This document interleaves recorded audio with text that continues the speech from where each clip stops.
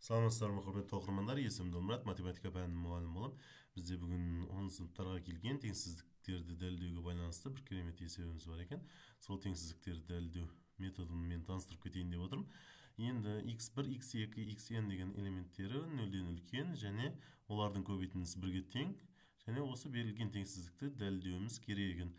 Шешуі Каши теңсіздіктерін білеміз. Каши теңсіздіктері екі санның арифметикалық ортасы оның геометриялық ортасынан үлкен немесе тең деген негізі олимпиада есептерінің көбінесе қолданылатын теориялардың бірі. Бұл теңсіздіктер жайында керемет бір сабағымыз бар, төбедегі сілтеме арқылы көруге болады. Енді өзімізге қажетті теңсіздікті өзіміздің есепке оралайық, қажетті теңсіздікті жазайық. Яғни мына бір формуланы жазуға болады, мысалы мына бірінші теңсіздік деп айтайын, осы бірінші теңсіздіктен мына форма жазуға болады. А-ның орнына 1-ді жазуға, және b-ның орнына xi-ні жазып, мына жерге 1, мына жерге xi. xi деп отырғанымыз не?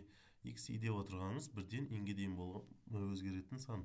i деп отырған санымыз. Бірінші x1-ді жазатын болсақ, дәл осы формамен осылай теңсіздікті жазуға болады. 1 плюс x-ің бірдері индексі үлкен немесе тең түбірасында 2 көбейткен түбірасында x-ің индексінде 1.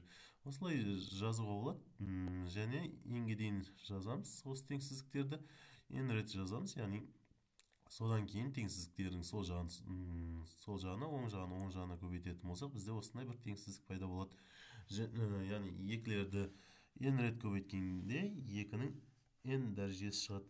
2 көбейту 2 көбейту 2, осылай n рет көбейтетін болсақ, ол дәреженің қасиетін еске түсірсек, 2-ның n рет n-ші дәрежесі шығады.